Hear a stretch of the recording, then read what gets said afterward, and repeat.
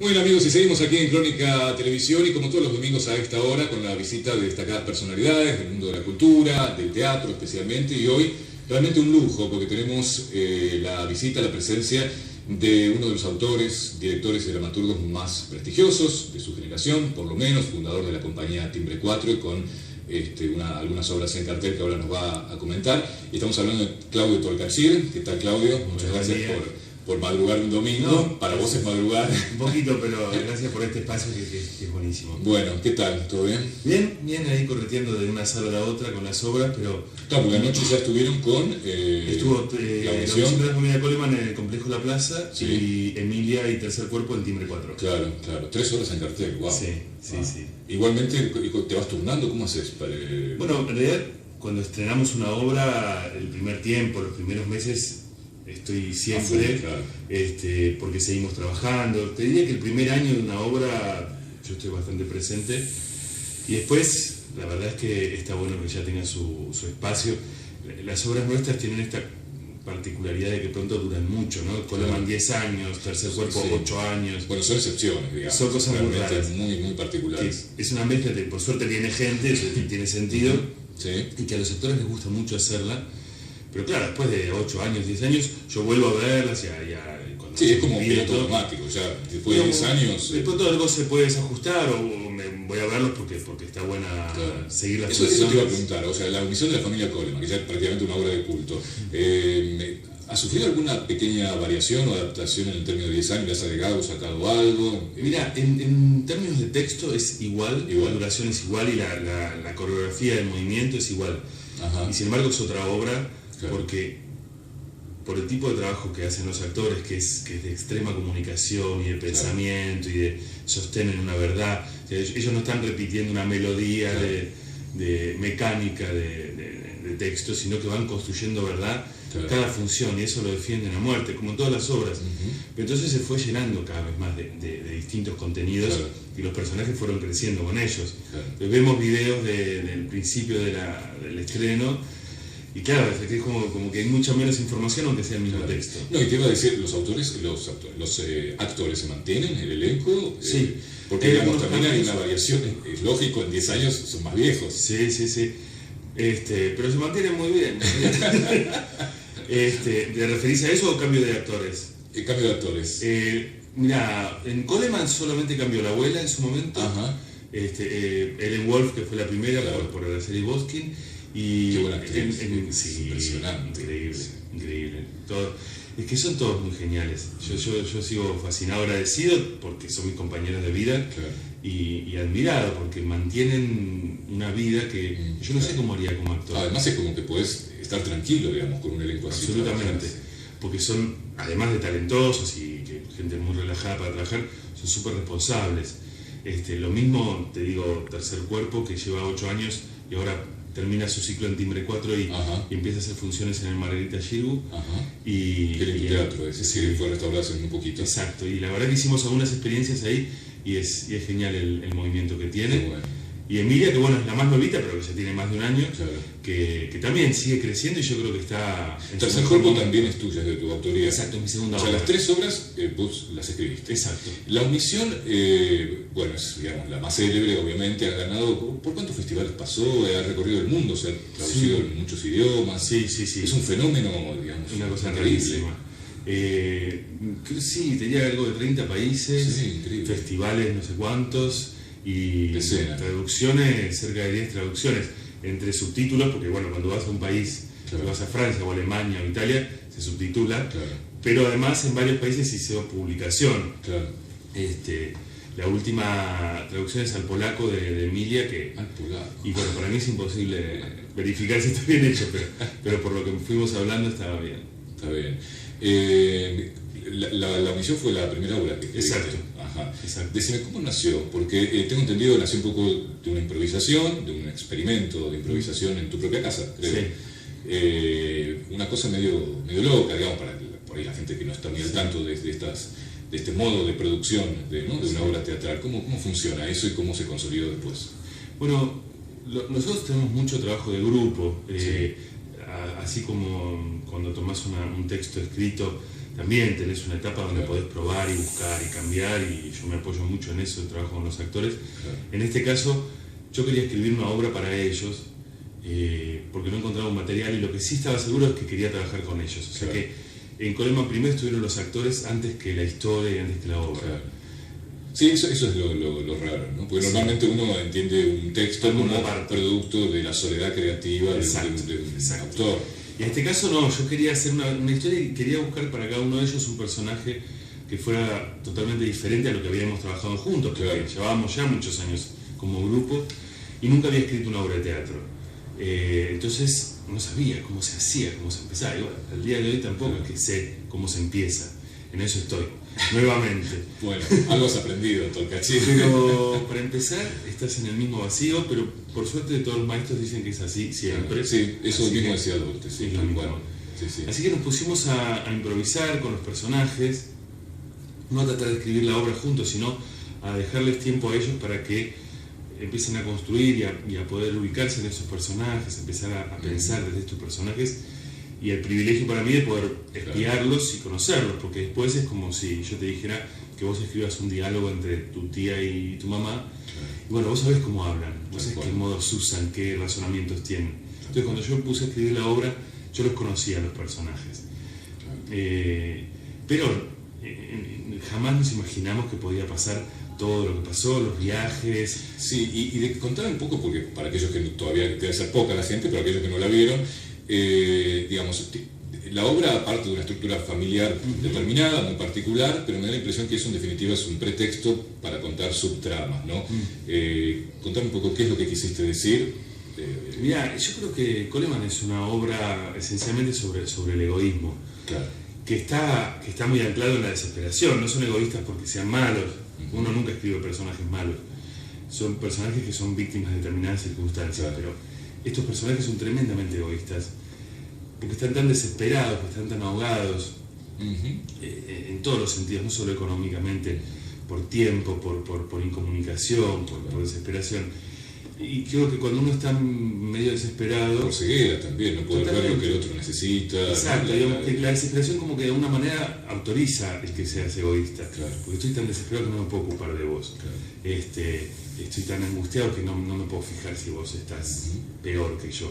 Entonces son dos personajes que están juntos y sin embargo no se ayudan en nada. Pero lo interesante, porque digo, esto puede ser algo normal. Suele suceder eso en muchas familias, ¿no? Es muy típico, ¿no? En familias disfuncionales. Exacto. O sea, estar juntos, convivir, no significa estar atendiendo al otro siempre o acompañándolo, ¿no? Exacto. Lo que tienen en particular ellos es que no es una obra de conflicto, digamos, donde la gente se dice, los personajes dicen, por favor, escuchamos, necesito que me ayuden. Estos personajes lo naturalizaron. Viven en un desastre total, un desorden absoluto, en el abandono más grande, en la violencia más terrible como animales, pero lo viven de manera normal, no les llama la atención, no se enfocan en eso. Y creo que esto es lo interesante de estos personajes, que se les volvió natural lo que debiera ser horrible. Tal cual. Bueno, y con mucho humor negro, digamos. Algunos críticos decían que roza el absurdo, el teatro del absurdo. ¿Estás de acuerdo? No lo sé. También no fue tu intención, pero digamos, no, uno al ver la obra es... Puede ser, digamos, no es un naturalismo como uno lo imagina, ¿no? De gente que teniendo un diálogo coherente y tomando el té relajados en una mesa, porque se la pasan pegándose y corriendo y saltando uno arriba del otro, y los diálogos tienen un absurdo. Lo que pasa es que para mí la vida real es bastante absurda, y las conversaciones que me interesan, que vos tenés en la calle, tenés con la gente, las que de verdad te acordás, son absurdas. Por lo menos en el barrio de Boedo, que es donde yo pasé la mayor parte de mi vida, salís y te encontrás con un absurdo detrás del otro, y yo amo eso, porque yo también me siento bastante absurdo. Las cosas que me suceden, las cosas que realmente me interesan, no son las que entran dentro de un parámetro de un día normal. Casi te diría que pretendo que mis días sean anormales y sucedan cosas extraordinarias y graciosas y patéticas. Diría que me atrae más lo patético, si por ahí lo patético es como una definición de absurdo. Claro, tal cual. Porque es la comedia y el dolor puestos en el mismo lugar. ¿Y por qué no sé si hacerte esta pregunta por ahí revela detalles de la obra que no conviene revelar, pero ¿por qué la omisión? Mira, hemos tenido muchas versiones de público, ¿viste? La omisión es el padre, porque en la obra no hay padre. Porque viste que también es normal que cada uno haga su lectura un poco, más allá de lo que quiso decir el autor, ¿no? Es lo mejor, lo mejor que puede pasar, leer. Yo trato de explicar poco, claro. Primero porque muchas cosas no las sé, y después porque me interesa mucho más escuchar lo que el otro quiere decirme. Entonces hay muchas versiones de la omisión. Para mí la omisión es simplemente el mecanismo de la familia, el mecanismo de esos personajes, el mecanismo que encontraron para poder sobrevivir en ese desastre. O como si vos estás tan aquejado de desesperación, de tragedia, de lo que sea, o te haces cargo del dolor, o te haces cargo de la acción, o decís, bueno, que pase, y omitir, y dejar pasar, y tampoco es negar, es decir, bueno, no me hago cargo. No se hace cargo es omitir. Entonces de ahí salió el nombre, que estos personajes encontraron ese mecanismo para poder seguir su vida, esquivando charcos, digamos. ¿Coleman hace referencia a alguna historia tuya en particular, el nombre, o no? Salió porque salió. Salió, nada, son tonterías, cuando uno está escribiendo... Es un apellido particular que tal vez hace referencia a algo de historia personal. Mira, nunca sé por qué los personajes tienen un nombre, pero lo tienen. Te pones a escribir y no hay otra manera que se llamen así. Y Coleman fue así, en la etapa de escritura, no me acuerdo en dónde fue, que un personaje bastante absurdo, de los que me gusta encontrarme a mí, me empezó a hablar de Thelma Coleman, que es la hija de Susana Coleman, que es la sobrina de Marta Coleman y la familia Coleman, y me enfermó la cabeza con unos 18 Coleman por segundo. Y quedó. Se tiene que llamar Coleman. Con lo que estás contando encuentro un punto de contacto con Emilia también, que nació de hecho de una historia personal tuya, muy particular, con tu niñera, digamos, que tuviste durante 14 años, ¿no? Y que en un viaje, creo que en taxi, no sé, te contó un poco cosas que vos no sabías hasta ese momento, no descubrías, o que no habías sentido de la misma manera que lo había sentido ella. Entonces digo, punto de contacto en cuanto a esto de que uno ve cosas que el otro no ve, o siente cosas que el otro no ha sentido, ¿no? Sí, eso en relación a la obra. El punto de partida es exactamente lo que decís vos, un reencuentro con mi niñera Cecilia, que en realidad fue un reencuentro, no tan reencuentro porque nos vimos todos estos años. Lo que pasó en particular, y porque tal vez yo estaba en la etapa de escritura, es que ella me contó muchas cosas de mi infancia, y Cecilia vivía con nosotros, o sea que era la convivencia permanente. Lo más conmovedor para mí fue el amor inmenso que yo sentía en ella, el recuerdo intacto, y la verdad que sentí un agradecimiento muy grande porque ella sintiera tanto amor por el recuerdo de nuestra infancia, además de que me contaba cosas que no recordaba o que me acordaba muy distintas. Andá a saber cuál es la verdad de todo eso. Pero me hizo pensar eso, cómo de pronto hay personas que se entregan de tal manera al amor de alguien que no es su familia en principio, aunque después pasa a serlo, y qué responsabilidad también uno tiene. Y que ese amor no siempre es correspondido. No siempre es correspondido, y bueno, ahí ya empieza la ficción, digamos, porque por suerte la historia de Emilia y la historia de Cecilia son muy distintas, porque está Cecilia felizmente casada y recibida en la facultad, y pasó a ser la vida que quiso. Muy bien, amigos, y seguimos aquí en Crónica Televisión, y como todos los domingos a esta hora, con la visita de destacadas personalidades del mundo de la cultura, del teatro especialmente, y hoy realmente un lujo, porque tenemos la visita, la presencia de uno de los autores, directores y dramaturgos más prestigiosos de su generación, por lo menos, fundador de la compañía Timbre 4, y con algunas obras en cartel que ahora nos va a comentar. Y estamos hablando de Claudio Tolcachir. ¿Qué tal, Claudio? Muchas gracias por madrugar un domingo. No, para vos es madrugar. Un poquito, pero gracias por este espacio que es buenísimo. Bueno, ¿qué tal? ¿Todo bien? Bien, ahí correteando de una sala a la otra con las obras, pero... Claro, porque anoche ya estuvieron con... Estuvo la audición de la familia Coleman en el Complejo La Plaza, y Emilia y Tercer Cuerpo en Timbre 4. Claro, 3 horas en cartel, wow. Sí. Igualmente, ¿te vas turnando? ¿Cómo haces? Bueno, en realidad, cuando estrenamos una obra, el primer tiempo, los primeros meses... Estoy siempre, porque seguimos trabajando. Te diría que el primer año de una obra yo estoy bastante presente, y después la verdad es que está bueno que ya tenga su espacio.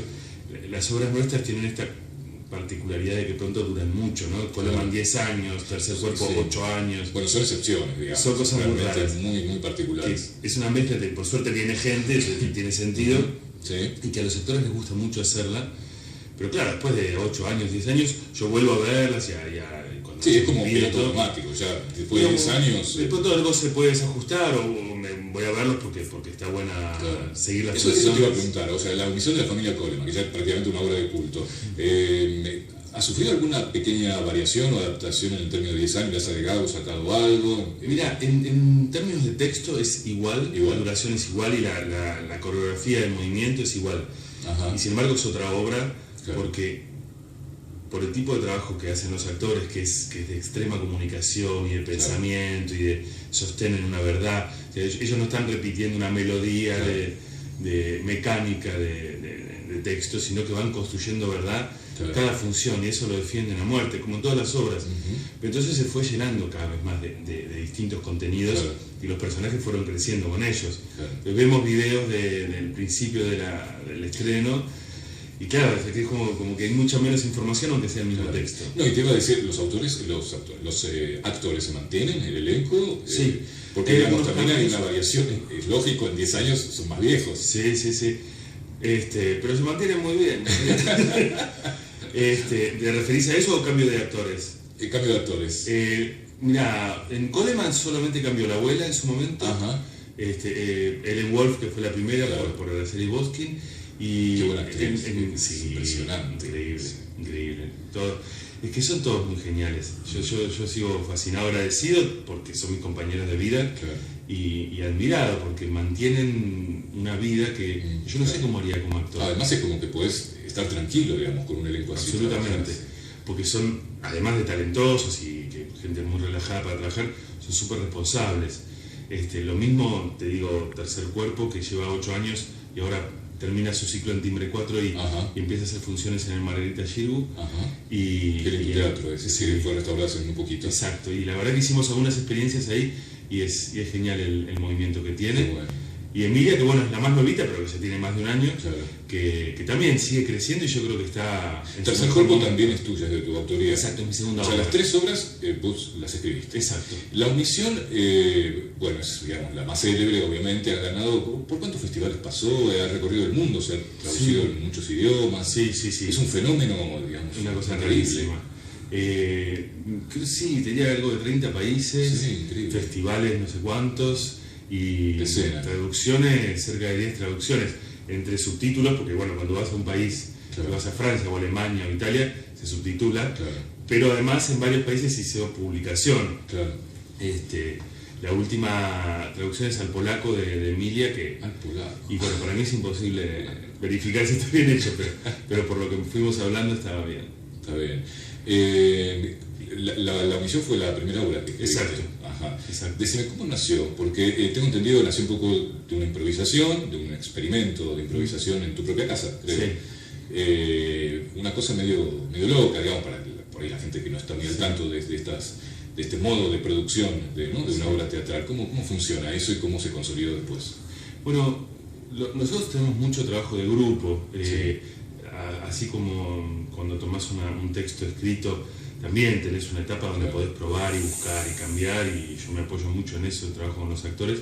En este caso, yo quería escribir una obra para ellos, porque no encontraba un material, y lo que sí estaba seguro es que quería trabajar con ellos. O sea que en Coleman primero estuvieron los actores antes que la historia y antes que la obra. Sí, eso es lo raro, ¿no? Porque normalmente uno entiende un texto como producto de la soledad creativa de un autor. Y en este caso no, yo quería hacer una historia y quería buscar para cada uno de ellos un personaje que fuera totalmente diferente a lo que habíamos trabajado juntos, porque llevábamos ya muchos años como grupo y nunca había escrito una obra de teatro. Entonces no sabía cómo se hacía, cómo se empezaba. Y bueno, al día de hoy tampoco es que sé cómo se empieza. En eso estoy, nuevamente. Bueno, algo has aprendido, Tolcachir. Pero para empezar, estás en el mismo vacío, pero por suerte todos los maestros dicen que es así siempre. Sí, eso así mismo decía Duarte. Sí, así que nos pusimos a improvisar con los personajes, no a tratar de escribir la obra juntos, sino a dejarles tiempo a ellos para que empiecen a construir y a poder ubicarse en esos personajes, empezar a pensar desde estos personajes.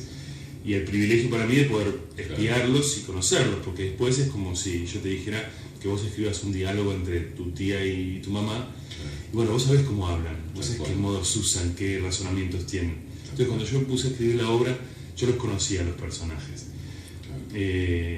Pero jamás nos imaginamos que podía pasar todo lo que pasó, los viajes. Sí, y de contar un poco, porque para aquellos que todavía debe ser poca la gente, pero aquellos que no la vieron, digamos, la obra parte de una estructura familiar determinada, muy particular, pero me da la impresión que eso en definitiva es un pretexto para contar subtramas, ¿no? Contame un poco qué es lo que quisiste decir.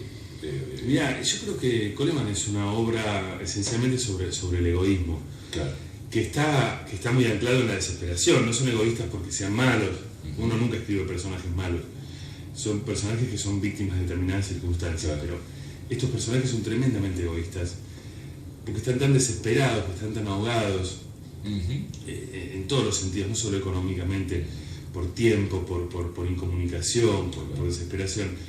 Y creo que cuando uno está medio desesperado... Por ceguera también, no poder ver lo que el otro necesita. Exacto, digamos que la desesperación como que de alguna manera autoriza el que seas egoísta. Porque estoy tan desesperado que no me puedo ocupar de vos. Estoy tan angustiado que no me puedo fijar si vos estás peor que yo. Entonces son dos personajes que están juntos y sin embargo no se ayudan en nada. Pero lo interesante, porque digo, esto puede ser algo normal. Suele suceder eso en muchas familias, ¿no? Es muy típico, ¿no? En familias disfuncionales. Exacto. O sea, estar juntos, convivir, no significa estar atendiendo al otro siempre o acompañándolo, ¿no? Exacto. Lo que tienen en particular ellos es que no es una obra de conflicto, digamos, donde la gente se dice, los personajes dicen, por favor, escuchame, necesito que me ayuden. Estos personajes lo naturalizaron. Viven en un desastre total, un desorden absoluto, en el abandono más grande, en la violencia más terrible como animales, pero lo viven de manera normal, no les llama la atención, no se enfocan en eso. Y creo que esto es lo interesante de estos personajes, que se les volvió natural lo que debiera ser horrible. Tal cual. Bueno, y con mucho humor negro, digamos. Algunos críticos decían que roza el absurdo, el teatro del absurdo. ¿Estás de acuerdo? No lo sé. Tal vez no fue tu intención, pero digamos, uno al ver la obra es... Puede ser, digamos, no es un naturalismo como uno lo imagina, ¿no? De gente que teniendo un diálogo coherente y tomando el té relajados en una mesa, porque se la pasan pegándose y corriendo y saltando uno arriba del otro, y los diálogos tienen un absurdo. Lo que pasa es que para mí la vida real es bastante absurda y las conversaciones que me interesan, que vos tenés en la calle, tenés con la gente, las que de verdad te acordás, son absurdas. Por lo menos en el barrio de Boedo, que es donde yo pasé la mayor parte de mi vida, salís y te encontrás con un absurdo detrás del otro, y yo amo eso, porque yo también me siento bastante absurdo. Las cosas que me suceden, las cosas que realmente me interesan, no son las que entran dentro de un parámetro de un día normal, que te diría que pretendo que mis días sean anormales y sucedan cosas extraordinarias y graciosas y patéticas. Diría que me atrae más lo patético, si por ahí lo patético es como una definición de absurdo. Porque es la comedia y el dolor puestos en el mismo lugar. ¿Y por qué no sé si hacerte esta pregunta por ir revela detalles de la obra que no conviene revelar, pero ¿por qué la omisión? Mira, hemos tenido muchas versiones de público, la omisión es el padre, porque en la obra no hay padre. Y viste que también es normal que cada uno haga su lectura un poco, más allá de lo que quiso decir el autor, ¿no? Es lo mejor que puede pasar, leer. Yo trato de explicar poco, primero porque muchas cosas no las sé, y después porque me interesa mucho más escuchar lo que el otro quiere decirme. Entonces hay muchas versiones de la omisión. Para mí la omisión es simplemente el mecanismo de la familia, el mecanismo de esos personajes, el mecanismo que encontraron para poder sobrevivir en ese desastre. O como si vos estás tan aquejado de desesperación, de tragedia, de lo que sea, o te haces cargo del dolor, o te haces cargo de la acción, o decís, bueno, que pase, y omitir, y dejar pasar, y tampoco es negar, es decir, bueno, no me hago cargo. No hacerse cargo es omitir. Entonces de ahí salió el nombre, que estos personajes encontraron ese mecanismo para poder seguir su vida, esquivando charcos, digamos. ¿Coleman hace referencia a alguna historia tuya en particular, el nombre, o no? Salió porque salió. Salió Nada, son tonterías. Cuando uno está Porque escribiendo... es un apellido particular que tal vez hace referencia a algo de historia personal. Nunca sé por qué los personajes tienen un nombre, pero lo tienen. Te pones a escribir y no hay otra manera que se llamen así. Y Coleman fue así, en la etapa de escritura, no me acuerdo en dónde fue, que un personaje bastante absurdo, de los que me gusta encontrarme a mí, me empezó a hablar de Thelma Coleman, que es la hija de Susana Coleman, que es la sobrina de Marta Coleman y la familia Coleman, y me enfermó la cabeza con unos 18 Coleman por segundo. Y quedó. Se tiene que llamar Coleman. Con lo que estás contando encuentro un punto de contacto con Emilia también, que nació de hecho de una historia personal tuya, muy particular, con tu niñera, digamos, que tuviste durante 14 años, ¿no? Y que en un viaje, creo que en taxi, no sé, te contó un poco cosas que vos no sabías hasta ese momento, no descubrías o que no habías sentido de la misma manera que lo había sentido ella. Entonces digo, punto de contacto en cuanto a esto de que uno ve cosas que el otro no ve, o siente cosas que el otro no ha sentido, ¿no? Sí, eso en relación a la obra. El punto de partida es exactamente lo que decís vos, un reencuentro con mi niñera Cecilia, que en realidad fue un reencuentro, no tan reencuentro porque nos vimos todos estos años. Lo que pasó en particular, y porque tal vez yo estaba en la etapa de escritura, es que ella me contó muchas cosas de mi infancia, y Cecilia vivía con nosotros, o sea que era la convivencia permanente.